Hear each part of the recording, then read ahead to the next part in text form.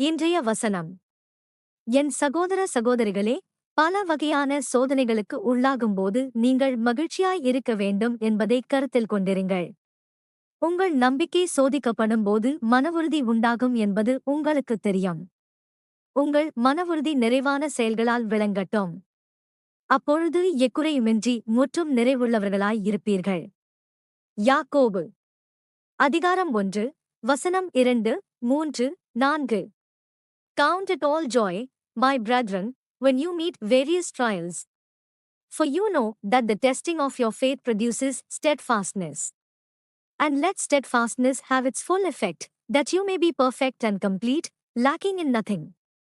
James chapter 1, verse 2, 3, 4. ஜெபம்.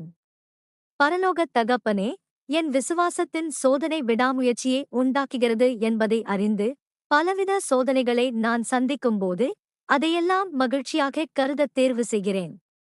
விடாமுயற்சி அதன் வேலையை முடிக்கட்டும், அப்போது நான் முதிர்ச்சியடைந்தவனாகவும் எதிலும் குறைவுபடாமலும் இருப்பேன்.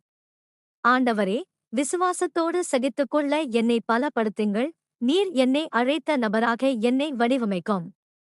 இயேசுவின் வல்லமைமிக்க நாமத்தில் நாங்கள் ஜெபிக்கிறோம். ஆமென்.